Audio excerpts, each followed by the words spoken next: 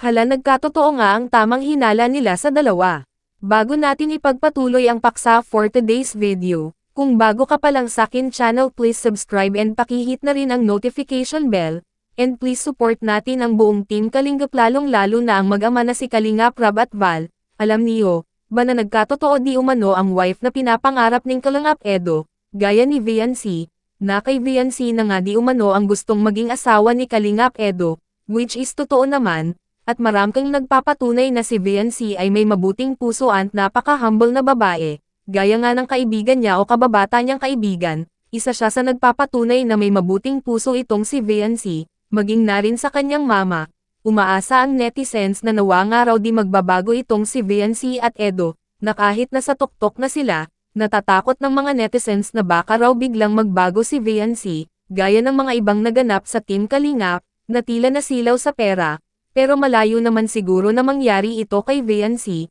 dahil maraming nagpapatunay na may mabuting puso si Viancy, may kumakalat pa nga na si Viancy ay pagmahal sa mga kapkad at ang kanyang magulang, at maraming nag-imbite sa kanya upang maging news sa mga iba't ibang event ng barangay, pero di pa rin nakakaligtas itong si Viancy sa mga basher na walang magawa sa buhay, kundi manghasga na kahit wala naman ginagawa sa kanila ang tao, tulad ni Viancy na nahimik. Pero gumagawa pa din sila ng hindi magandang kwento, kaya masasabi ko wag na lang pansinin ni Viancy mga basher, kung sa bagay nakikita naman natin kay Viancy na para bang walang nakikita at binabaliwala ang mga basher, mahalaga wala tayong masamang ginagawa sa kapwa natin, mas maganda pa rin ang may kapayapaan sa buhay, kesa patulan natin mga walang magawa sa buhay. Ikaw, ano ang masasabi mo sa ating paksagor today's video?